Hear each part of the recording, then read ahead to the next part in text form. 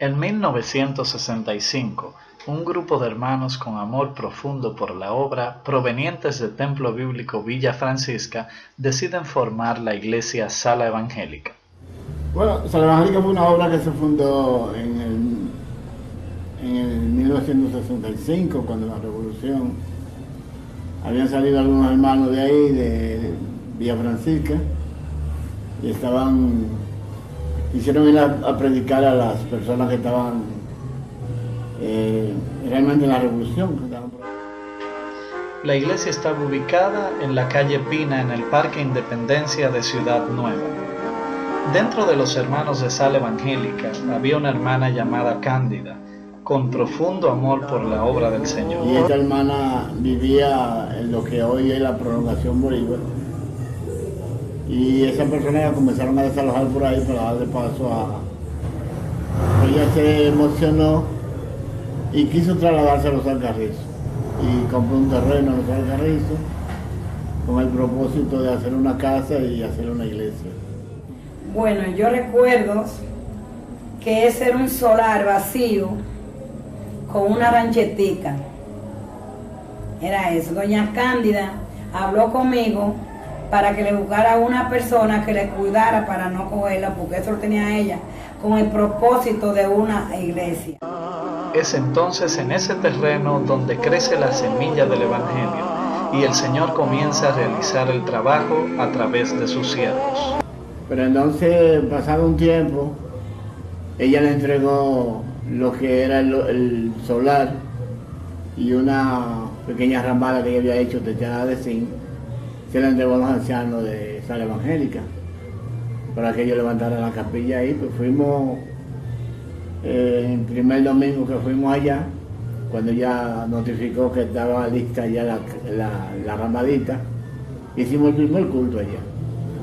Bueno, realmente ese fue mi primer mensaje que yo di ese día ahí en Los Alcarrizos. Yo le hice una comida a ella.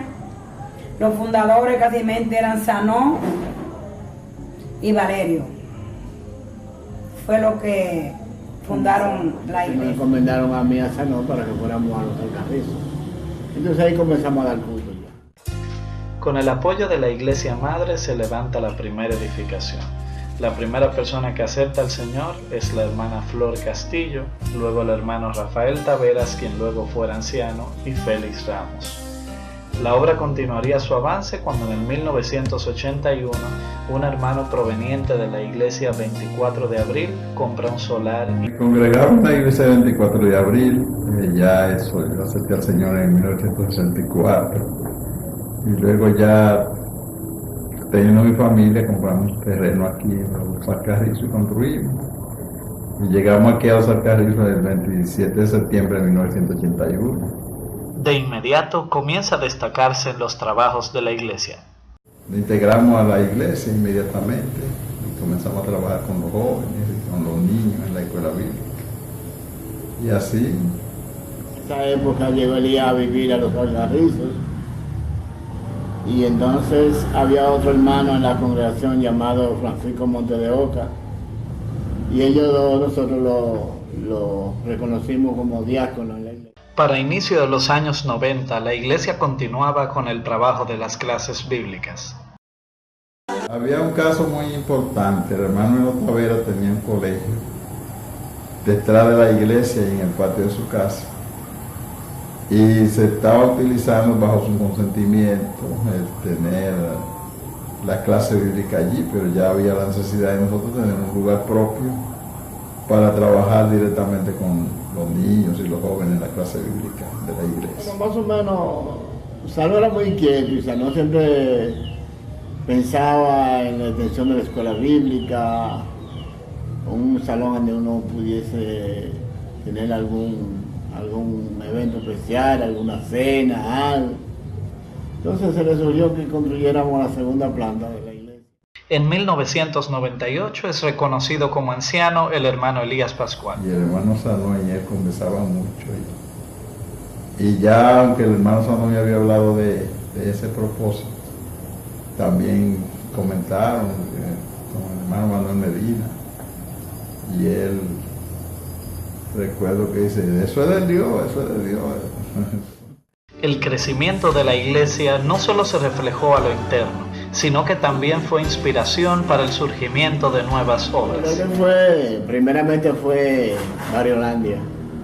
El hermano Sanó trabajaba con el grupo Juventud para Cristo, que era un grupo que venía de voluntario al país, y el director del grupo le había dicho a Sanó que si conseguíamos un solar, ellos podían ayudarnos a construir un local para la iglesia. Por ejemplo, el caso de Jamaica Cibaeña, el hermano Gustavo, que trabajaba en el acueducto, comenzó a visitar ese sector en el 80 ya, comenzando 83, 82 por ahí.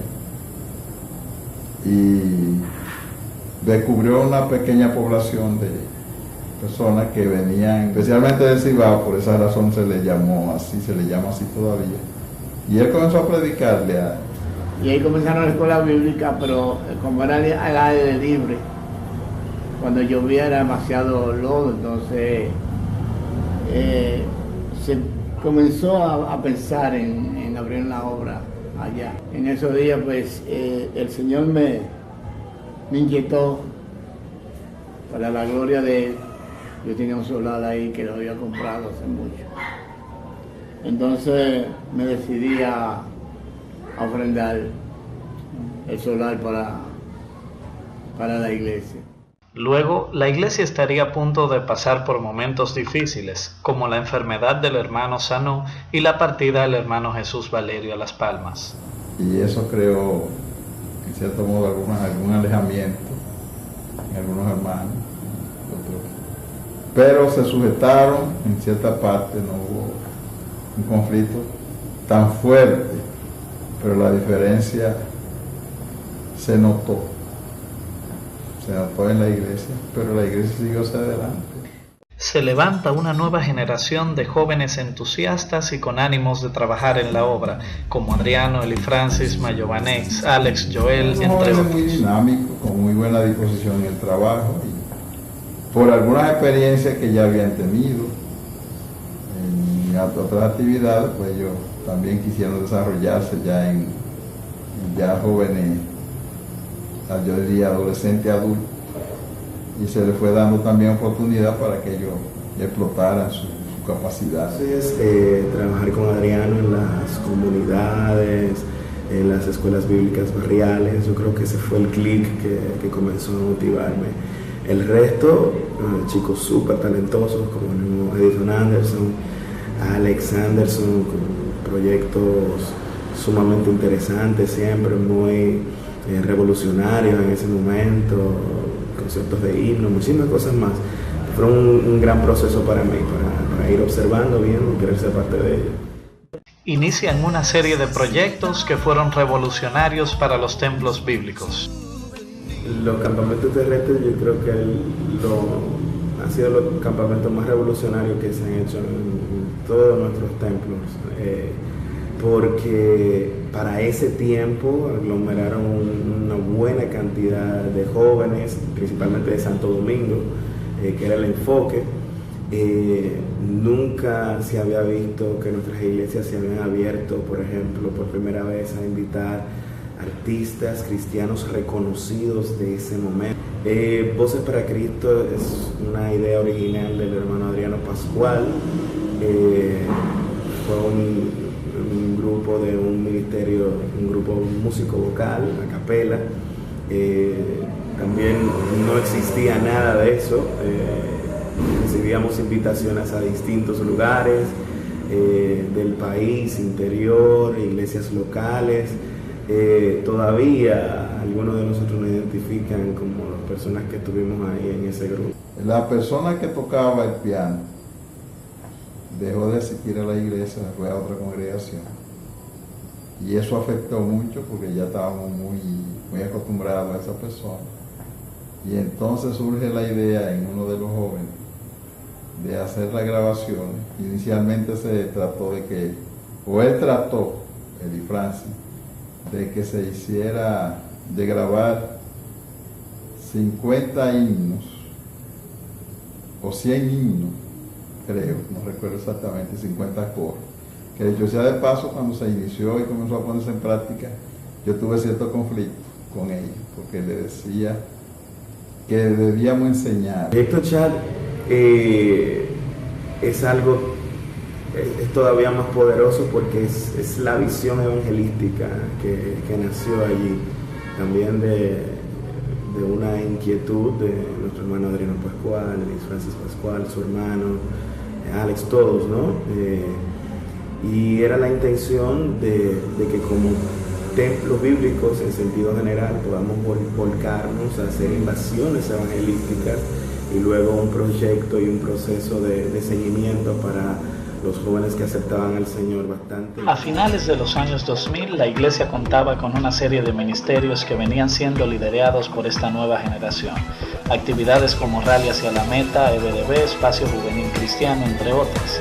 Como reconocimiento a este trabajo, es entonces cuando el hermano Elías Pascual toma una decisión trascendental. Veníamos orando porque tuve el deseo de que el Señor me concediera soltar la antorcha a quien me sustituyera antes de yo estar en una cama.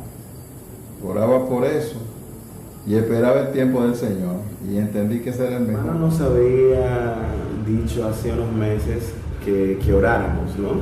Para que en algún momento esto pudiera suceder, unos meses próximos a esto. Pero realmente cuando sucede el reconocimiento nosotros no teníamos la menor idea de que ese iba a ser el día, de que ese iba a ser el... De inmediato comienza el desafío para este grupo de jóvenes que asumía la dirección de la iglesia con el soporte del hermano Elías. Fue en octubre del 2015, así que nosotros comenzamos a trabajar en febrero del 2016 más o menos, porque siempre enero lo tomamos como tiempo de oración. Entonces ese tiempo nosotros lo tomamos para evaluar básicamente cuáles eran las necesidades de la congregación. Y recuerdo bien que lo primero que hicimos fue diseñar una encuesta para ver qué los hermanos entendían que la iglesia necesitaba. Bueno, aproximadamente yo tenía en eso de 14 años. Vine a finales de 2014 a una clase, a un estudio bíblico muy bonito que daba Joel Soriano, la cual yo asistí y él me dijo que podía venir yo los domingos y un sinnúmero. Momentos de alegrías y triunfos, momentos de dificultad y bajas, pero el Señor ha sido fiel y ha permitido que por más de 43 años Templo Bíblico Alcarrizos continúe de pie predicando el Evangelio.